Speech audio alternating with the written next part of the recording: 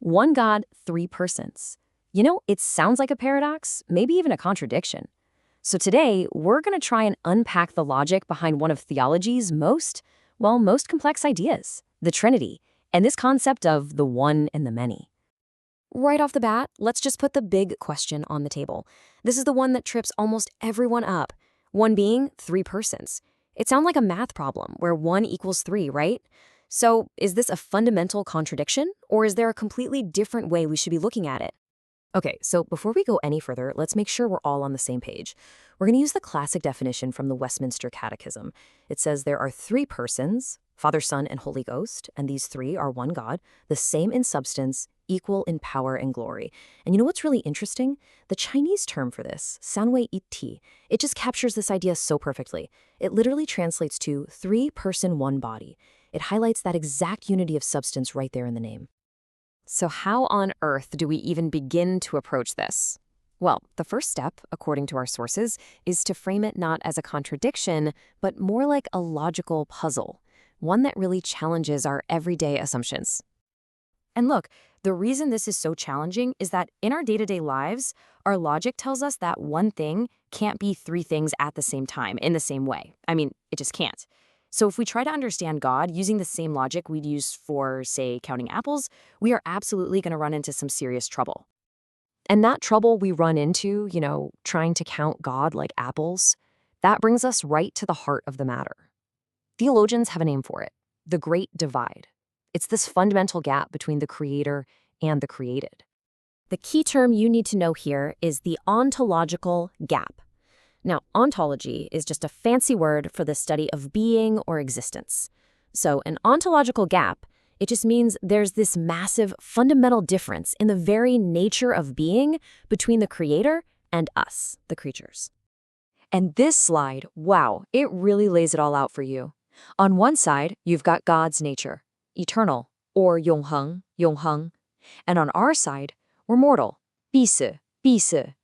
God is infinite, 无限, 无限, while our very existence is finite, 有限, 有限. This contrast is everything. Our entire way of thinking, our logic, it's all built on our side of this divide, which is exactly why the other side is so incredibly hard to grasp. R.J. Rushdoony, who's a key source for this whole discussion, he really doesn't mince words. He puts it bluntly right here. The idea is pretty simple. You can't fully contain an infinite being inside a finite mind. It's kind of like trying to pour the entire ocean into a single teacup. It just won't fit. So, okay, if our minds are just a tiny teacup and God is this massive ocean, should we just throw in the towel? Well, not exactly. The sources argue the solution isn't about getting a bigger mind, it's about using the right categories of thought. This is really the light bulb moment here.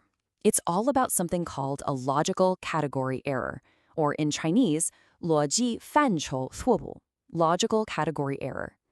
This is just the mistake we make when we mix up our terms. It's like asking, hey, what color is the number 7? The question itself doesn't make sense because numbers and colors belong to totally different categories. And that brings us right back to the question that trips people up. When we ask, how can God be 1 and 3 at the same time, we're making that exact same mistake. We're just assuming that the 1 and the 3 are talking about the same category. But what if they're not? So here's the solution. You just have to separate them into two different boxes, two different categories. Category 1 is about deity, or 神性, which means divine nature. In this box, there's only one God. Then you have category 2, which is about personhood, or 位格.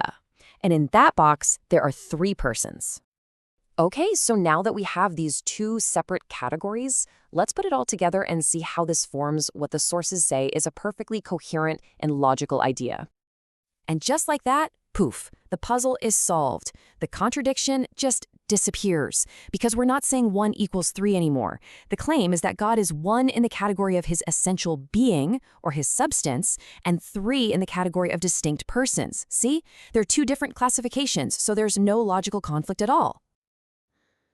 And that's precisely how Rushdoony can make this really bold claim. He concludes that, within its own framework, once you define your terms and use the right categories, The doctrine of the Trinity is actually presented as being completely logical. All right, pop quiz time. We've been throwing a few key terms at you. Let's see if you were paying attention. Do you remember the Chinese term we used for that first category? The one describing God's essential divine nature? You got it. It's 神性.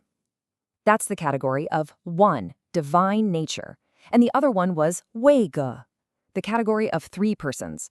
Honestly, getting those two straight is the absolute key to this whole concept. Okay, so why does all this logical gymnastics matter? What's really at stake here? Well, according to our sources, rejecting this kind of complexity forces you into a fundamental choice. A choice between the God described in the Bible and a much simpler, easier God of our own creation. The argument goes that when we reject a big, complex idea, like the Trinity, just because it feels too complicated for our own minds, we're not actually disproving it. What we're really doing is swapping it out for something smaller, something simpler, a God of one's own imagination that is small enough to fit nice and neat inside the little box of our finite logic. And the difference is it's night and day, really. On one hand, you have the God described in the sources, transcendent, complex, embracing this beautiful mystery of the one and the many. But on the other hand, you've got this God of the imagination, a simplified version, a product of human reason that's been specifically designed to not challenge our finite minds. All right, we've covered a lot of ground. We went from a puzzle that seemed impossible all the way to a logical solution. So let's do a quick recap of how we got here. So, what are the big takeaways? First off, remember the Trinity is a logic puzzle, not a math problem. Second, that ontological gap is the real reason our finite minds have such a hard time with it. Third, the key to solving the puzzle is using two distinct categories, one deity, or 神性, and three persons, 位格. Fourth, once you make that distinction, the doctrine actually becomes coherent. And finally, all of this really presents us with a choice. Do we embrace a transcendent God who is beyond our full grasp, or settle for a simplified God of our own making? When you get right down to it, this whole idea of the one and the many isn't just some abstract theological debate.